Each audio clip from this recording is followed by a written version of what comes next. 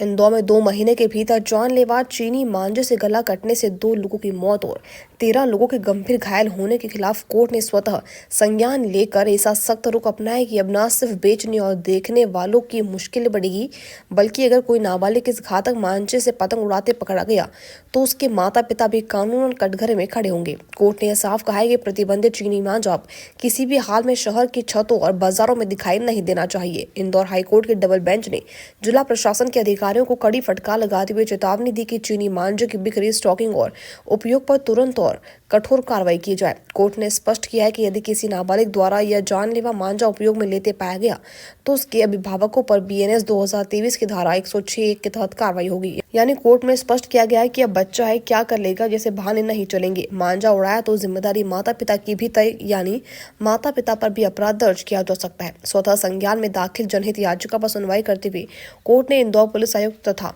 प्रदेश के कई जिलों में भोपाल, ग्वालियर, उज्जैन, जबलपुर, झाबुआ, अलीराजपुर, खंडवा, रतलाम, बुरहानपुर, खरगोन, धार के अधिकारियों को भी सख्त निर्देश दिए कि बाजारों और गोदामों में तत्काल छापेमारी कर चीनी मांझे की सप्लाई चेन तोड़ी जाए। कोर्ट के आदेश के बाद संदेश साफ है कि इंदौर में अब चीनी मांझा उड़ाया तो पतंग नहीं, सीधे कानूनी कार्रवाई होगी। चाइनीज मांझे को लेकर सर एक याचिका दायर की गई थी। किस तरह का निर्देश जो है कोर्ट की तरफ से दिए गए हैं, क्या कुछ बहस हुई है? सुओ मोटो संज्ञान दिया गया।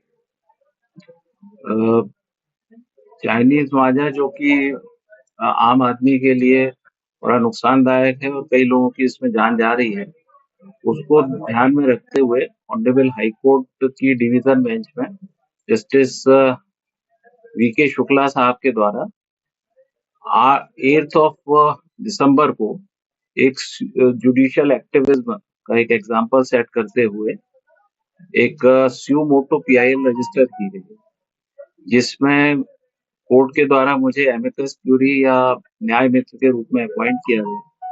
उसके बाद हमने एक हाई कोर्ट में एप्लीकेशन लगाई कि चूंकि मकर संक्रांति का त्योहार 14 जनवरी को आता है और उस दिन पतंग ज्यादा उड़ाई जाती है और उस समय इसके चांसेस ज्यादा हैं कि ऐसे एक्सीडेंट्स हों। उसको देखते हुए पिछले महीने 11 दिसंबर को कोर्ट ने एक विस्तृत आदेश जारी किया, जिसमें कई सारे डायरेक्शंस इशू किए। पर्टिकुलरली 4 डायरेक्शंस कोर्ट ने इशू किए, जिसमें कोर्ट ने कहा कि मैन्युफैक्चर, सेल, स्टोरेज और यूसेज ना हो, इसका एक स्ट्रिक्ट, इसको रोकने के लिए एक स्ट्रिक्ट कंप्लायंस किया जाना चाहिए कोर्ट के द्वारा, स्टेट गवर्नमेंट की कंसर्न अथॉरिटीज के द्वारा। साथ में कोर्ट ने ये भी आदेश दिया कि